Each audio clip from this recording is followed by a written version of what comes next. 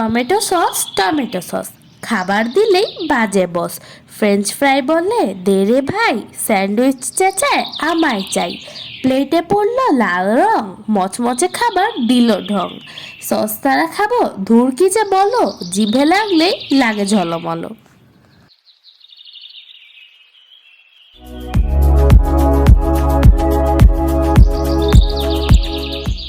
আসসালামু আলাইকুম। কেমন আছো তোমরা সবাই? আশা করি সবাই অনেক ভালো আছো। কাছে কিংবা দূরে যে যেখান থেকে আমার এই ভিডিওটি দেখছো, সবাইকে অনেক অনেক শুভেচ্ছা। তো বন্ধুরা, আজকে আমি বানাবো টমেটো সস। এই জন্য আমি অনেকগুলো টমেটো কিনেছি, আর একটা টমেটোর সৈন্যবাহিনী তৈরি করেছি। তারপর এর থেকে সবচেয়ে লাল যেই টমেটোগুলো, ওগুলো বেছে নিয়েছি। এখানে আমি মোট 6 কেজি টমেটো নিয়েছি।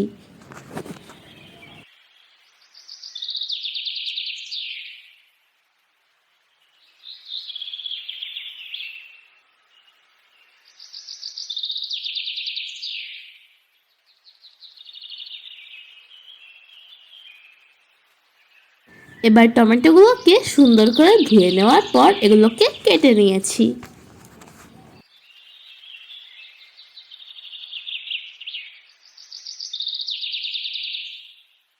বন্ধুরা, সাথে যাতে টক হয় এজন্য আমি তেঁতুল না দিয়ে দিচ্ছি কয়েকটা জলপাই।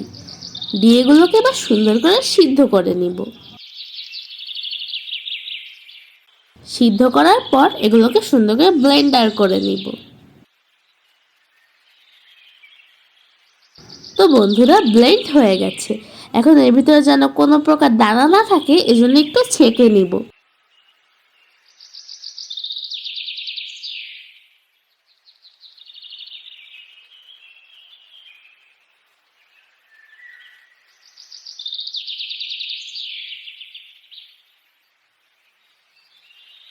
এবার বন্ধুরা, আমাদের সবগুলো টমেটো ছেঁকে নেওয়া হয়ে গেছে।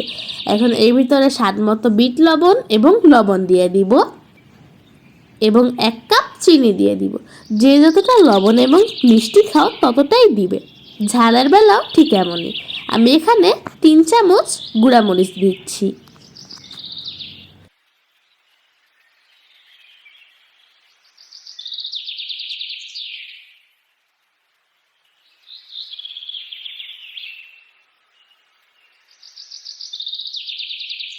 এবার যেন সস অনেকদিন ভালো থাকে, এজন্য আমরা দিয়ে দিচ্ছি সিরকা বা ভিনেগার। প্রথমে আমি আধা কাপ ভিনেগার দিচ্ছি।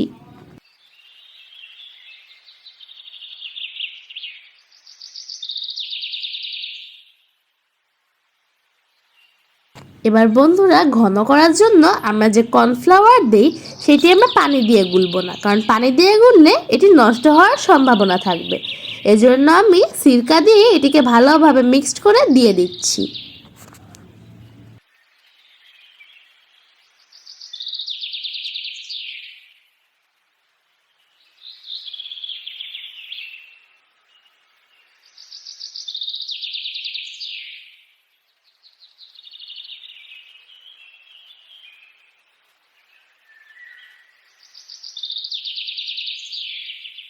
বন্ধুরা, আমি তোমাদেরকে দেখিয়ে দিচ্ছি কতটা পারফেক্ট হয়েছে সসটি।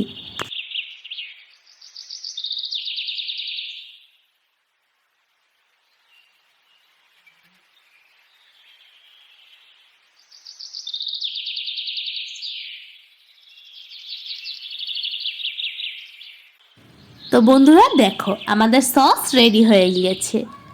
এখন এটাকে আমরা বোতলে ভরে রাখবো। আমি এখানে 2 বোতল রেখেছি এবং একটি 5 কেজির ড্রামে রেখেছি। ড্রামের অর্ধেকটা ভরেছে। দেখো কত সুন্দর লাগছে দেখতে। তো যদি আজকের এই সসের রেসিপিটি তোমাদের ভালো লেগে থাকে, তো প্লিজ লাইক, কমেন্ট, শেয়ার এবং সাবস্ক্রাইব করে দিও।